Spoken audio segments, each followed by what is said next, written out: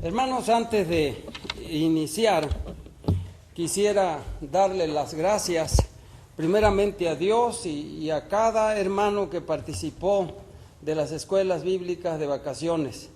Fueron escuelas bíblicas especiales, por lo menos en lo que tiene que ver con el tema, ya que era algo específico que queríamos lograr y parece que lo logramos. Gracias a Dios por las maestras que se esforzaron para no nada más para enseñar el tema, sino para aplicarlo y ilustrarlo y hacer todos los trabajos que hicieron alrededor de dicho tema.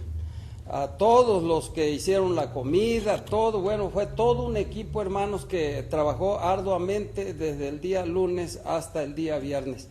Yo hubiera querido ver la clausura, pero se me juntó esta actividad que estuve en el crucero de Santa María por la mañana en la confraternidad de iglesias y no pude estar, pero sí tengo referencias y ustedes saben cómo fue, que estuvo muy bien. Le damos muchas gracias a Dios por ello, hermanas, hermanos, todos los que participaron. Gracias al hermano Humberto que tuvo a bien suplirme en la tarde, al terminarse la clausura, ya para concluir lo que era la aplicación del tema. Y sin duda también estuvo muy bien todo y le agradecemos al Señor, hermanos. Gracias a Dios. Pues adelante, sigamos con el ministerio que Dios nos ha dado de diferentes formas a nivel de iglesia. Voy a pedirle también, antes de entrar al sermón, que haga favor de pasar a nuestro hermano Ángel Almanza, y están los tres allí. Pasen por favor también Gil y Cintia, por favor pasen acá al frente. No veo a la esposa de nuestro hermano, pero el propósito quiero que pasen es para orar por nuestro hermano, que el día de mañana es intervenido quirúrgicamente, si el Señor así lo permite. Entonces yo quisiera, hermanos, que alguno de la congregación que sintiera en su corazón colocar a nuestro hermano en las poderosas manos de Dios, y al doctor o doctores que estarán realizando la operación quirúrgica. Así que, así rápidamente, el que sienta en su corazón, pónganse en pie y pongan las manos de Dios a nuestro hermano. Hermanos, Padre, sabemos que está en nuestra vida. Sabemos, Señor, que en tu voluntad infinita tú decides lo mejor para cada uno de nosotros. Ponemos en tus manos a nuestro hermano Ángel, porque sabemos que su cuerpo en este momento no se encuentra bien y que es necesario, Señor, que a través de la ciencia que tú has permitido ese conocimiento, los doctores intervengan en él. Pero conocemos que tú eres el médico por excelencia y tú eres el que va a guiar las manos de cada uno de estos médicos que van a intervenir. Pero sobre todo, Señor, porque sabemos que en el corazón de nuestro hermano está la plena paz y confianza en ti.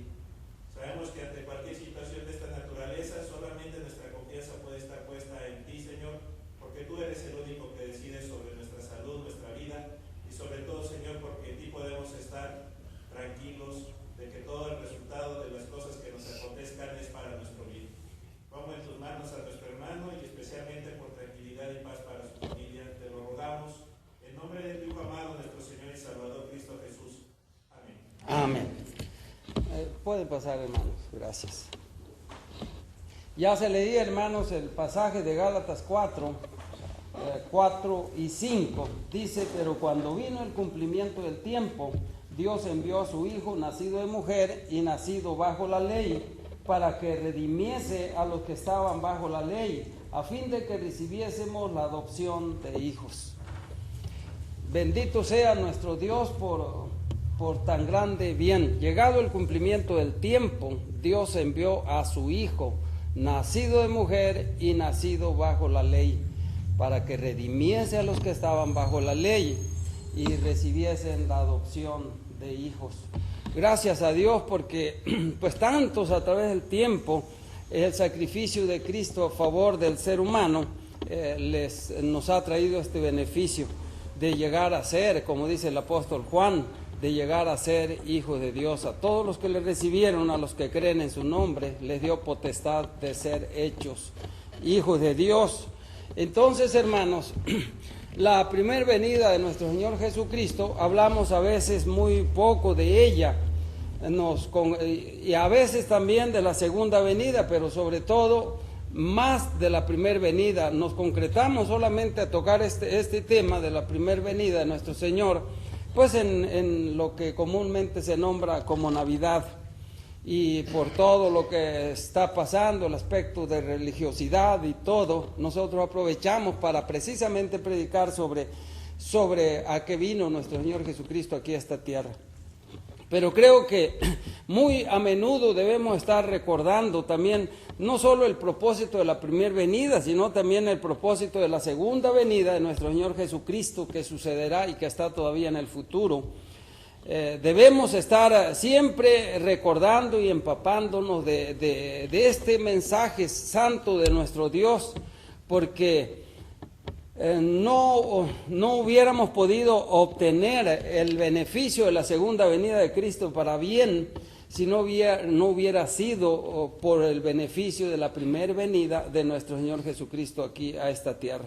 Por eso el tema de esta tarde se titula Pasajes que enseñan el propósito de la primera venida de nuestro Señor Jesucristo. Y vamos a ver pues 7 pasajes en sí. Pasajes ya muy conocidos que algunos ni siquiera hay necesidad de que los busquemos en la Biblia para recordar su contenido. Pero si ustedes quieren irlos buscando, yo les voy a ir mencionando el pasaje. De esa forma vamos a ir viendo. Acuérdense del tema, pasajes que enseñan el propósito de la primera venida de Cristo. ¿A qué vino Cristo? ¿Cuál fue su propósito de venir aquí a esta tierra por primera vez? Como dice Gálatas, llegado el cumplimiento del tiempo, Dios envió a su Hijo nacido de mujer.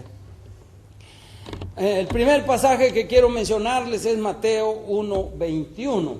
En Mateo 1:21, un pasaje que habla cuando el ángel estaba comunicándole a María el nacimiento de nuestro Señor Jesucristo.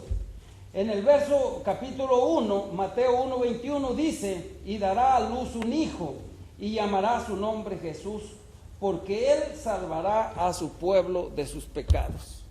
Entonces, hermanos, el Señor Jesucristo vino, tomó forma humana, siendo Dios, se hizo hombre con propósitos salvíficos, porque Él salvará a su pueblo de sus pecados. Entonces, Cristo es nuestro único Salvador. Ya dijera posteriormente el apóstol Pablo, más bien el apóstol Pedro, en ningún otro hay salvación, porque no hay otro nombre bajo el cielo dado a los hombres en que podamos ser salvos, solo a través de nuestro Señor y Salvador Jesucristo.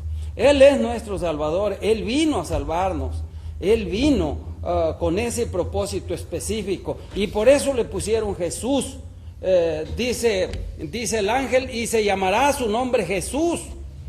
¿Pero por qué Jesús? Porque Él salvará a su pueblo de sus pecados. El nombre Jesús significa Salvador, como es el equivalente al nombre Josué en el Antiguo Testamento.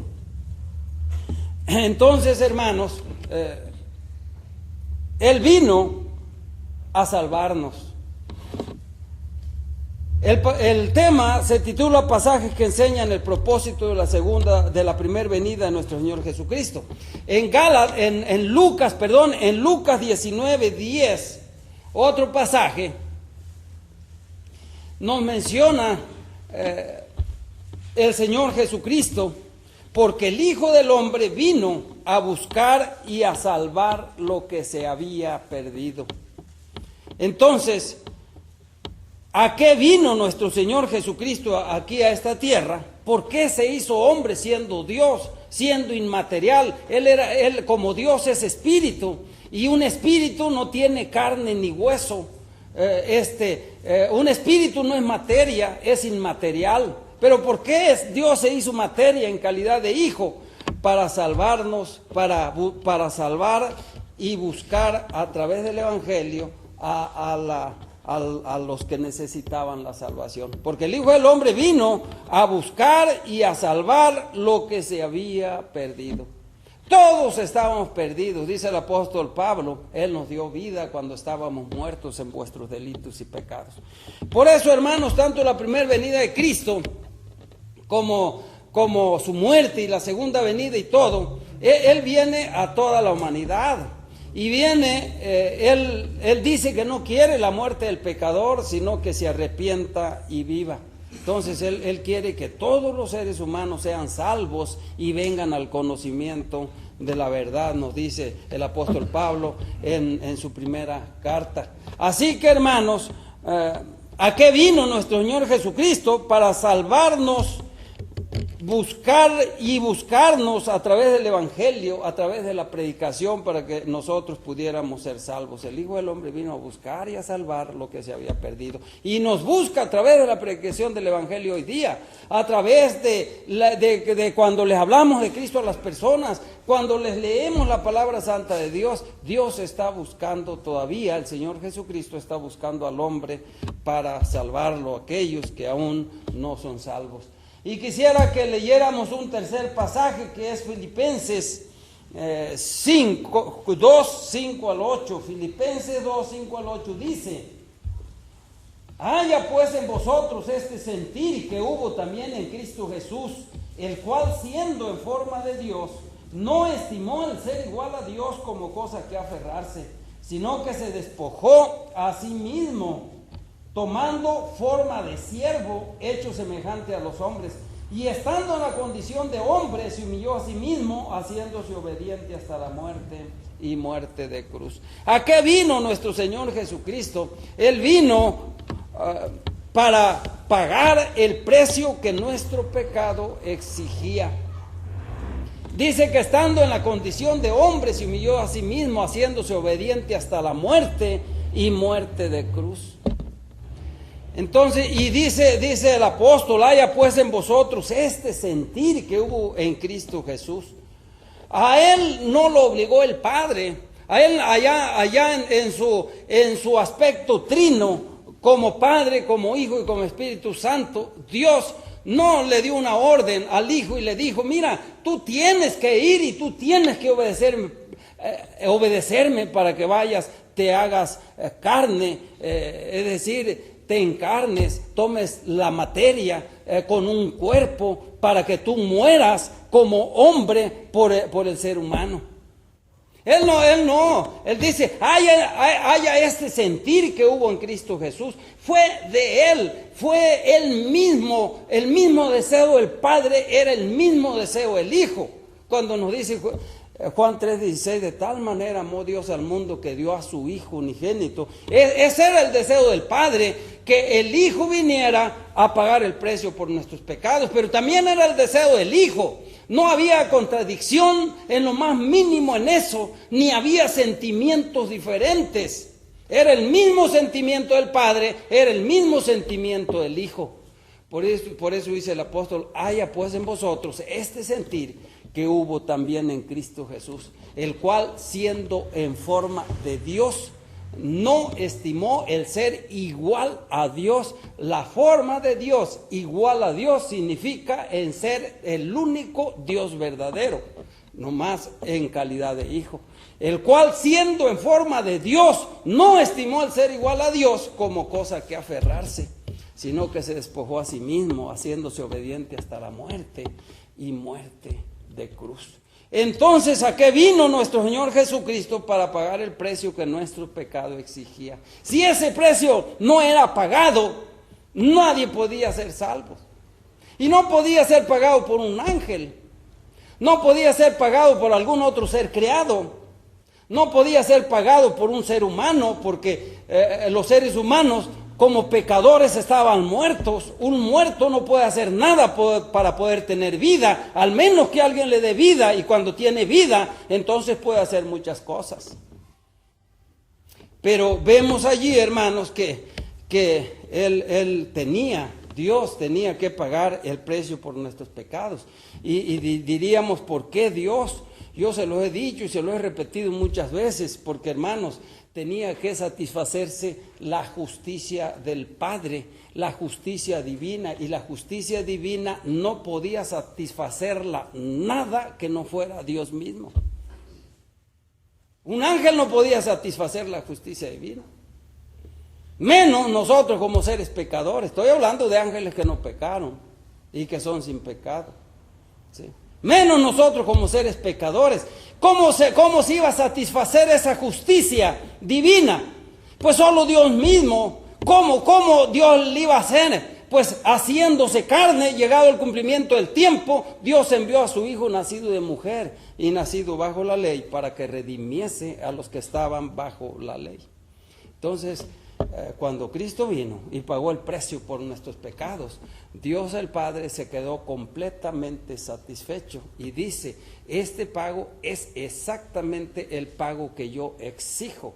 No solo de un ser puro y justo y santo, sino de alguien que tenga la misma justicia que yo, es decir, que sea Dios mismo. Así que el Padre es Dios, el Hijo es Dios, el Espíritu Santo es Dios. La justicia divina se estaba cumpliendo, se estaba quedando satisfecha. Él vino para pagar el precio por nuestros pecados. Y seguimos contestando, pues, ¿a qué vino nuestro Señor Jesucristo? ¿Cuál fue el propósito de la primera venida de nuestro Señor Jesucristo? Y segunda a los Corintios, capítulo 8, verso 9, nos menciona, hermanos, una vez más, el propósito por el cual el Señor Jesucristo vino aquí a esta tierra. Segunda a los Corintios 8, verso 9, dice la Escritura en este pasaje: porque ya conocéis la gracia de nuestro Señor Jesucristo, que por amor a vosotros se hizo pobre siendo rico, para que nosotros con su pobreza fuésemos enriquecidos. Entonces, ¿a qué vino Cristo? ¿Cuál fue su propósito? Su propósito fue que con su gran amor, a él su gran amor lo empobreció humanamente hablando, aun cuando de él era todo. Pero a nosotros nos hizo ricos su gran amor. Ya conocéis, dice el apóstol Pablo, la gracia de nuestro Señor Jesucristo, que por amor a vosotros se hizo pobre, siendo que rico. De Jehová es la tierra y su plenitud, el mundo y los que en él habitan. Él dijo, si yo tuviese hambre, no te lo pediría a ti, porque mía es la tierra y su plenitud. De Dios es todo. Él era, pues, si entendemos por riqueza, adquisición o de bienes o propiedades múltiples que podamos tener, pues Dios las tenía, porque Él hizo todo como creador de todas las cosas le pertenecen a Él. Se hizo pobre siendo rico, pero cuando se encarnó en la pobreza, siendo pobre. En una pobreza, yo diría, si no extrema, sí, una pobreza bastante marcada, entendiendo en este caso como pobreza la falta de recursos, a veces hasta elementales, para poder llevar a cabo algunas de las cosas necesarias para la vida aquí en esta tierra. El día viernes, cuando estábamos hablando acerca del discipulado, decíamos que el Señor Jesucristo, le dijeron al Señor Jesucristo, Señor, te seguiré. Y uno de sus discípulos dijo, Señor, te seguiré. Y Cristo le contesta, mira, las zorras tienen sus cuevas, las aves de los cielos tienen sus nidos, pero el Hijo del Hombre no tiene ni en dónde recostar su cabeza. Tan así era la escasez de bienes materiales de nuestro Señor Jesucristo. Pero Él no andaba, su propósito no era andar adquiriendo una casa, no era andar comprando esto, comprando aquello, no era, su propósito en esta tierra no era adquisición de bienes, como a veces suele ser en cada uno de nosotros. El propósito fundamental de nuestro Señor Jesucristo era precisamente pagar el precio por nuestros pecados. Todo lo demás era secundario. Si se podía tener, se tenía, y si no se tenía, tampoco era problema.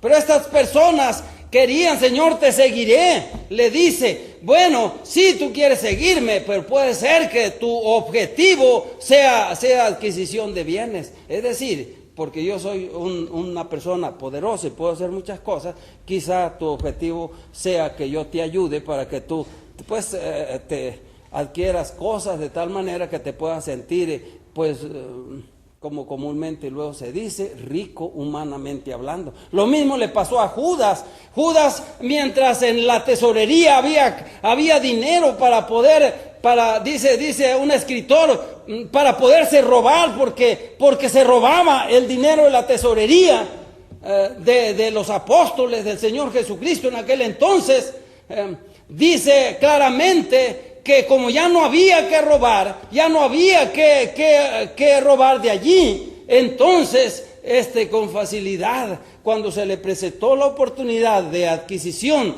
de bienes materiales, en este caso dinero, monedas, lo vendió al Señor Jesucristo por 30 piezas de plata. Pero, hermanos, dice la Escritura que el propósito de la primera venida de Cristo es precisamente, Él vino por amor, se hizo pobre siendo rico para que nosotros con su pobreza fuésemos enriquecidos. Y cuando habla de fuésemos enriquecidos, no está hablando tanto de bienes materiales. Las verdaderas riquezas no se miden por los bienes materiales. Una persona puede tener inmensamente bienes materiales, millones de pesos en un banco, casas aquí, casas allá, carros aquí, último modelo, y bienes aquí por donde quiera, hermanos, y ser el más pobre y el más desdichado de esta vida. Esto era lo que le pasaba a la iglesia de la Laodicea. Tú dices que eres rico y que te has enriquecido y que de ninguna cosa tienes necesidad. Y le dice el Señor, mas no sabe que eres desventurado, pobre, ciego y desnudo. ¿Sí? En otras palabras, las verdaderas riquezas no tienen que ver con adquisición de bienes materiales, sino más bien las verdaderas riquezas son primero la salvación de nuestra alma, segundo es la entrega misma que uno tiene a las cosas del Señor y que uno está en las manos del Señor y Dios se complace con nosotros aquí, se complace con nosotros allá, nos bendice aquí, nos bendice allá. Y niño fui y envejecido, decía el rey David, y no he visto justo que mendigue o que se muera de hambre. Siempre el Señor tendrá cuidado de nosotros, por lo menos pensando en las cosas materiales, en lo elemental, para que uno pueda seguir viviendo. Pero las verdaderas riquezas, dijo Cristo, no se hagan tesoros en la tierra donde la polilla y el orín corrompen, donde ladrones minan y hurtan, sino haceos tesoros en el cielo, donde ni la polilla ni el orín corrompen, donde ladrones no minan ni hurtan, porque donde esté vuestro tesoro, allí estará vuestro corazón. Las verdaderas riquezas es la entrega que uno tiene a Dios y las bendiciones que vienen de parte de Dios por esa entrega, por ese seguir a nuestro Señor Jesucristo tomado de su mano y andando en su camino como Él desea y quiere. Por eso dice, para que con mi pobreza ustedes sean enriquecidos. Y aquí la riqueza, hermanos, mayor es la salvación de nuestra alma. ¿Sí? La riqueza, fuesen enriquecidos, es decir, es como si dijesen, para que con mi pobreza yo me hice pobre, anduve como pobre aquí en esta tierra, nunca tuve bienes tantos, es más, ni siquiera tenía en dónde vivir, en dónde dormir, por allí se quedaban las casas. Una de las casas que fue bendecida grandemente por el Señor y a la vez bendijo grandemente al Señor era la casa de Lázaro, Marta y María. Cuando andaba por alrededor de allí, él tomaba a esa casa para irse y quedarse con los apóstoles a dormir y a comer allí en esa casa mientras estaba de allí se iba a otros lados y así andaba predicando el Señor el reino de los cielos. Él decía, arrepentíos porque el reino de los cielos se ha acercado. Este era nuestro Señor, dice, porque ya conocéis la gracia de nuestro Señor Jesucristo, que por amor a vosotros se hizo pobre, siendo rico, para que vosotros con su pobreza fueseis enriquecidos. Este era el propósito de la primera venida de nuestro Señor Jesucristo. Pero hermanos, seguimos contestando, ¿a qué vino Cristo? ¿Cuál fue su propósito de su primera venida? Y en el Evangelio según San Juan, capítulo 3, verso 3, dice,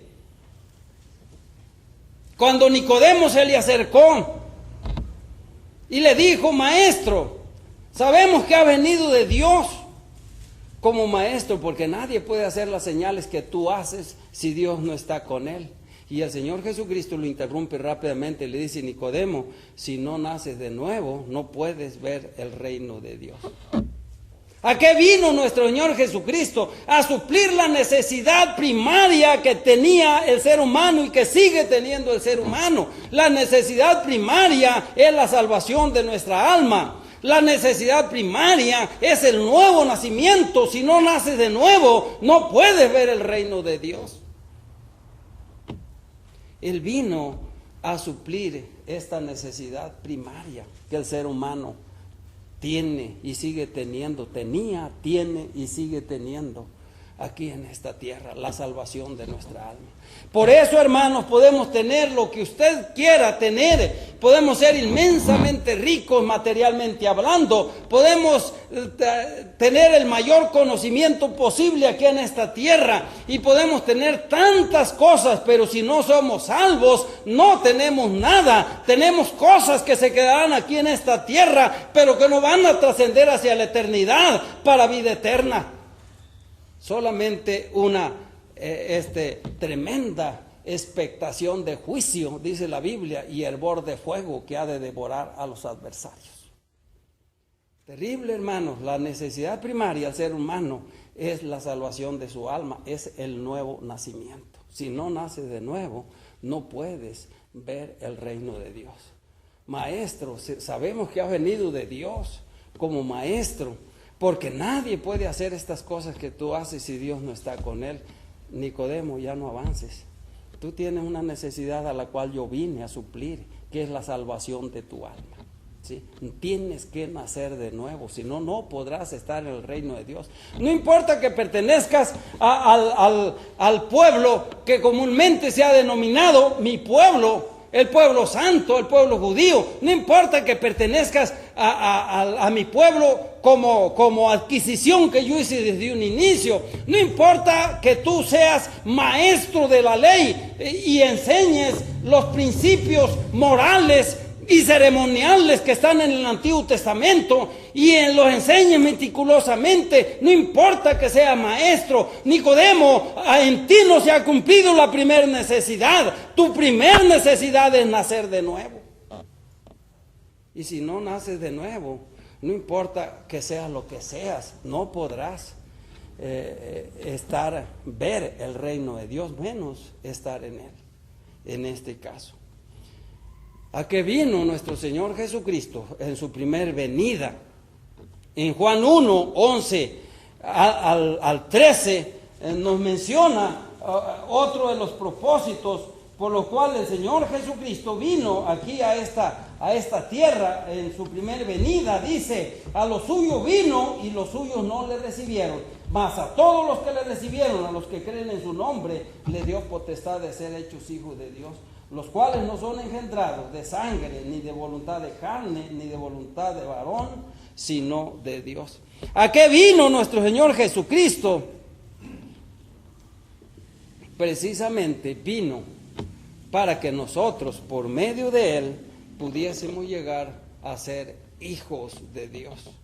A los suyos vino y los suyos no le recibieron, mas a todos los que le recibieron, a los que creen en su nombre, les dio potestad de ser llamados hijos de Dios. Y luego dice el pasaje: los cuales no son engendrados de sangre, ni de voluntad de carne, ni de voluntad de varón, sino de Dios. Es decir, el nuevo nacimiento no viene por el esfuerzo humano, el nuevo nacimiento no viene por las buenas obras, el nuevo nacimiento no viene porque alguien sea bueno. El nuevo nacimiento lo realiza Dios cuando el ser humano se ampara en el sacrificio que Cristo hizo, en ese pago que solo pudo satisfacer la justicia divina. Cuando uno se ampara en ese pago y lo acepta al Señor como Señor y Salvador de nuestra vida, entonces la persona es salva. Los cuales no son engendrados, es decir, acuérdense que decíamos que la gente necesita el nuevo nacimiento. Los cuales no son engendrados de sangre, ni de voluntad de carne, ni de voluntad de varón, sino de Dios. ¿A qué vino nuestro Señor Jesucristo aquí en esta tierra? En 2 Corintios 5, 17 y 18, vemos que a lo que vino, dice el apóstol Pablo en este pasaje. 2 Corintios, capítulo 5, versos 17 y 18, un pasaje que ya conocemos muy bien. De modo que si alguno está en Cristo, nueva criatura es. Las cosas viejas pasaron, aquí todas son hechas nuevas. Y todo esto viene de Dios, quien nos reconcilió consigo mismo por Cristo y nos dio el ministerio de la reconciliación. Hermanos, ¿a qué vino nuestro Señor Jesucristo? Vino a limpiar nuestra vida. Vino a limpiar nuestra vida. Cuando nosotros llegamos a ser hijos de Dios por medio de Él mismo, de Jesucristo, el siguiente paso es precisamente limpiar nuestra vida a través del Espíritu Santo de Dios. De modo que si alguno está en Cristo, si alguno tiene a Cristo como su Señor y Salvador, si alguno le ha entregado la vida, si alguno ha sido salvado por Jesucristo, las cosas viejas pasaron. El Espíritu Santo realiza una limpieza en la vida y en el corazón de las personas. Las cosas viejas pasaron, he aquí todas son hechas nuevas, y todo esto proviene de Dios, no es nuestro esfuerzo, aunque nosotros vamos a estar involucrados abiertamente por nuestro libre albedrío, pero no es nuestras fuerzas, sino el poder de Dios que nos ayuda a limpiar nuestra vida, porque el pecado es más fuerte que el ser humano. Si Dios no nos ayudara, si Dios no es con nosotros, pues sí, si Dios es con nosotros, ¿quién contra nosotros? Pero si no es con nosotros, pues no podemos hacer nada. Dijo el Señor Jesucristo, separados de mí, nada podéis hacer. Entonces, hermanos, el Señor Jesucristo vino en su primer venida a limpiar nuestra vida. No solo vino a salvarnos, como decíamos en Mateo 1:21, vino a buscarnos. También para podernos salvar nos buscó, para podernos salvar pagó el precio por nuestros pecados, y todo esto lo hizo por amor. Y vino a satisfacer la necesidad primaria, el nuevo nacimiento. Y logramos todo esto cuando uno recibe a nuestro Señor Jesucristo como Señor y Salvador de nuestra vida, nos da potestad de ser hechos hijos de Dios, y el resultado de esto es la limpieza de nuestra vida. El que está en Cristo, nueva criatura es. Las cosas viejas pasaron, he aquí todas son hechas nuevas. Nos preguntamos, hermanos, el propósito de nuestro Señor Jesucristo en su primer venida ya se cumplió en nosotros. ¿Qué tendría que hacerse para cumplirse este propósito? Que usted y yo ya seamos salvos. Quiero entender que la mayoría, o todos, por decir así, de los que están aquí, el propósito de la primera venida de Cristo ya se cumplió, porque supuestamente todos ya le hemos entregado la vida a Jesús, ya de acuerdo a mi concepción. Pero si en caso por ahí hubiera algún testimonio diferente de usted, o sintiera que no se ha cumplido este propósito, entonces tenemos que arrepentirnos de nuestros pecados y tenemos que recibir a Jesús como el Señor y Salvador de nuestra vida. Y entonces el propósito de la primera venida de Cristo se cumple. Llegado el cumplimiento del tiempo, dice el apóstol Pablo, pero cuando vino el cumplimiento del tiempo, Dios envió a su Hijo, nacido de mujer y nacido bajo la ley, para que redimiese a los que estaban bajo la ley, a fin de que recibiésemos la adopción de hijos. Cuando vino el cumplimiento del tiempo, Cristo no vino unos días antes ni unos días después, vino exactamente cuando Dios tenía planeado que viniera aquí a esta tierra. Fue en ese tiempo, llegado el cumplimiento del tiempo, Dios envió a su Hijo, nacido de mujer y nacido bajo la ley, para que redimiese a los que estaban bajo la ley. El mayor bien que el ser humano pueda adquirir es la salvación de su alma, es que el propósito de Cristo, de su primer venida, se cumpla en cada uno de nosotros. Por eso, hermanos, cuando predicamos el Evangelio y estamos predicando precisamente acerca del nacimiento de nuestro Señor Jesucristo aquí, luego nos hacemos preguntas: ¿ya nació usted de nuevo? Porque el nacimiento físico, el primer nacimiento ya lo tiene. Una persona no puede nacer de nuevo si no ha nacido, si no tiene el primer nacimiento, o dicho de otra forma, no puede tener el segundo nacimiento si no tiene el primero, y el primer nacimiento es el nacimiento físico. Este no nos salva. El que nos salva es el segundo nacimiento, es cuando el Espíritu de Dios pasa a morar en nosotros y nos hace nuevas criaturas y nos hace hijos de Dios. ¿Cómo? Aceptando el pago que Cristo hizo por nosotros en la cruz del Calvario. Llegado el cumplimiento del tiempo, Dios envió a su Hijo, nacido de mujer y nacido bajo la ley, para que redimiese a los que estaban bajo la ley. El problema del pueblo judío, que era el que tenía la Biblia, porque el pueblo gentil no tenía Biblia. El que tenía la Biblia era el pueblo judío. Dios le había dado una ley a Moisés, pero el pueblo no podía salvarse por esa ley, porque tendría que cumplir toda la ley sin faltar ni una jota ni un tilde. Ningún ser humano ha podido hacer eso. La misma ley lo condenaba, la misma ley lo mataba, la misma ley lo mandaba al infierno por no poderla cumplir. El propósito de la ley no era tanto para que el hombre se salvara por medio de la ley, sino para que el hombre reconociera quién era Dios y cuál era la voluntad de Dios y qué era lo que Dios quería y cómo iba a venir Dios a salvar al ser humano aquí en esta tierra. Por eso, hermanos, llegado el cumplimiento del tiempo, Dios envió a su Hijo, nacido de mujer, para que redimiese a los que estaban bajo la ley, es decir, a los que tenían una ley por la cual guiarse, que no podían salvarse a sí mismos, para que redimiese a los que estaban bajo la ley. Dice el pasaje, para que redimiese a los que estaban bajo la ley, a fin de que recibiésemos la adopción de hijos. Y mucho más también los gentiles que no tienen ley, dice la Biblia, pero bueno, fuimos adoptados por medio de Jesucristo también. Así que de ambos pueblos, dice el apóstol Pablo, Dios hizo uno, quitando esa pared intermedia, esa pared que nos separaba, el pueblo de Dios aquí, los demás pueblos en otro lado. Estos no eran dignos de nada, solo el pueblo de Dios, por tener una ley santa y a un Dios santo y justo. Pero el problema era que el mismo pueblo no podía salvarse por esa ley santa que la tenía, porque no podía cumplir esa ley santa. Tuvo que venir alguien a cumplir a su cabalidad esa ley, y esa ley, ese alguien fue nuestro Señor y Salvador Jesucristo, y se convirtió en Salvador, en Redentor de nosotros. Mas a todos los que le recibieron, a los que creen en su nombre, les dio potestad de ser hechos hijos de Dios. Este fue el propósito de la primera venida de nuestro Señor.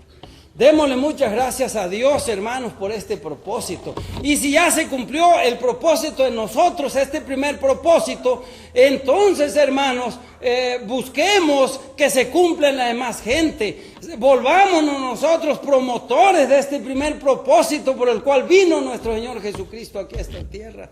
Y procuremos la salvación de mucha gente aquí en esta tierra, para que se cumpla precisamente lo que dijo nuestro Señor Jesucristo: el Hijo del Hombre vino a buscar y a salvar lo que se había perdido. Él sigue buscando a la gente. ¿Por medio de quién la busca? Por medio de su palabra y por medio de nosotros. Por eso somos testigos de nuestro Señor y Salvador Jesucristo. Somos sus voceros, somos sus embajadores, somos sus enviados. ¿Qué nos dice? A ver si alguien se sabe de memoria este pasaje muy bonito, Marcos 16:15, ¿qué dice? Marcos 16:15. Por tanto, id, ¿qué? Y predicad el evangelio a toda criatura. El que creyere y fuere bautizado será salvo, mas el que no creyere será condenado. Vayan y prediquen el evangelio a todo el mundo. El que crea es salvo. Y como un símbolo de la salvación, se bautizan. Pero el que no crea se condenará. Este es por eso nosotros, los que ya hemos tenido el segundo nacimiento, hemos nacido de nuevo, pertenecemos al reino de Dios, pertenecemos a Jesucristo, pertenecemos a Dios por medio de nuestro Señor Jesucristo. Somos hijos de Dios, nuestro Padre es Dios. Entonces, hermanos, tenemos un hermoso ministerio aquí en esta tierra, y que a veces debiera convertirse en un ministerio primario, es buscar y salvar lo que se ha perdido. Todos están perdidos. Cristo vino a buscar y salvar lo que se había perdido. Ahora nosotros, como testigos suyos, como discípulos suyos, como embajadores suyos, como enviados suyos, tenemos este ministerio también de seguir buscando y salvando a las personas por medio de Cristo, las que siguen todavía perdidas aquí en esta tierra. Bendito Dios, gracias por tu primera venida. Tú no estimaste el ser igual a Dios como cosa a que aferrarte, sino que te despojaste a sí mismo, haciéndote obediente hasta la muerte y muerte de cruz. Bendito Dios, te damos muchas gracias. Gracias por ello, gracias por este ministerio tan grande, llegado al cumplimiento del tiempo. Dios envió a su Hijo nacido de mujer y nacido bajo la ley para que redimiese a los que estaban bajo la ley. Bendito Dios, tómanos en tus manos.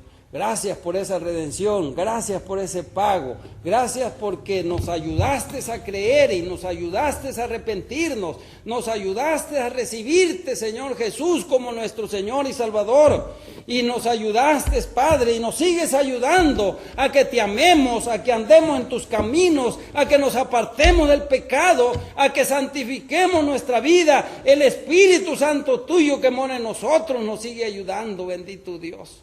Gracias por tan grande bien, que fuera sin ti. Por eso nuestro Señor Jesucristo dice: separados de mí nada podéis hacer.